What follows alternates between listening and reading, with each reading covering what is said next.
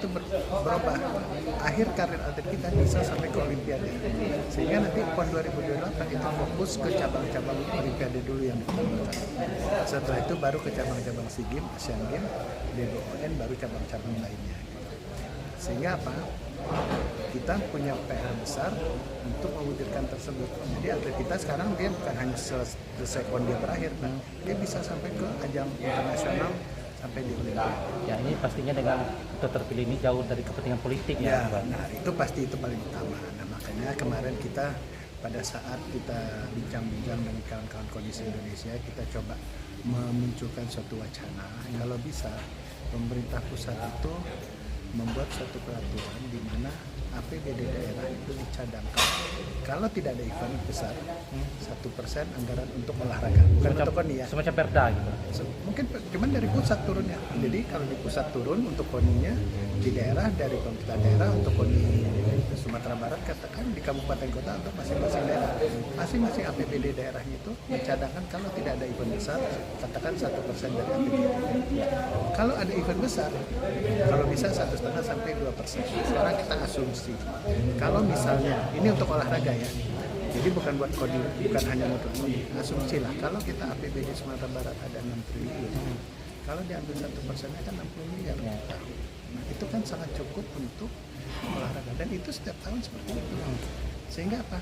KONI dengan cabang-cabang olahraga yang ada bisa memprogramkan, mempersiapkan kebutuhan pembinaan nantinya bisa selama dia menjabat itu bisa secara simultan. Seperti daerah-daerah kaya di Jawa lah. Daerah kaya di Jawa selesai PON atlet binanya udah langsung dipunyai. Kita kan kita majukan. Tapi kalau udah rutin, sehingga apa? Siapapun ketua KONI, siapapun pimpinan daerah, tidak ada lagi unsur politik di sana. Karena udah peraturan yang menentukan bahwa ini ada. Itu sedang kita kemarin wacana itu kita muncul. Nah, itu atlet yang berprestasi selama ini dalam politik lokal dan nasional, dukungan dari KONI Sumber seperti apa? Nah, sekarang ini kan KONI Sumber itu kan kuncinya kan di anggaran. Selagi kita punya anggaran, kita prioritaskan tentu untuk pembinaan mereka, untuk kebutuhan-kebutuhan mereka ke depan. Apalagi kita kan 2028 itu kayaknya lama, tapi kan sebentar. Nah itu makanya sekarang kami dari KONI juga udah bincang-bincang dengan kawan-kawan di KONI Kabupaten, bukan kawan-kawan di Dewan.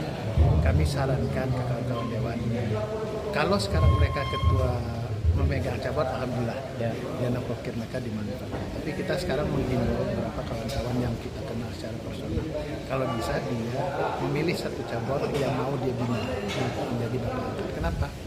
Kita di Provinsi Sumatera Barat ini kan anggota dewannya ada 65. Ya. Cabur kita kan tidak jauh-jauh dari itu. Jadi selesai di sana. Seperempat dari itu bisa membantu ya? Iya bisa, jangankan itu. Kalau 65 anggota dewan megang satu-satu cabur aja, dia bina. Apakah dia sebagai pengurus, ataukah dia sebagai pelindung atau pembina. Tapi dana pokoknya bisa dia gunakan untuk cabur ABC. Itu kan paling nggak ringan juga beban itu. Ya, ini apakah perlu dibuat ke semacam payung hukum? Ini kan banyak supaya tidak terjerat masing-masing ketua KONI yang terpilih nanti kasus hukum terhadap dana hibah. Nah kalau idealnya tentu harus ada payung hukum, harus ada kejelasan untuk apa. Dan sebenarnya di KONI ini kan jelas bahwa penggunaan anggaran kita itu kan mengacu kepada mata anggaran. Kita kan tidak bisa mengeluarkan dana apapun kalau tidak sesuai dengan mata anggaran. Kalau kita keluar dari situ pasti kan itu pasti melanggar. Jadi sebenarnya penggunaan dana hibah pun itu kan sebenarnya udah cukup kuat. Karena sekarang ini semua diatur. Apalagi sekarang dana hibah itu kan verifikasinya melalui Dispor.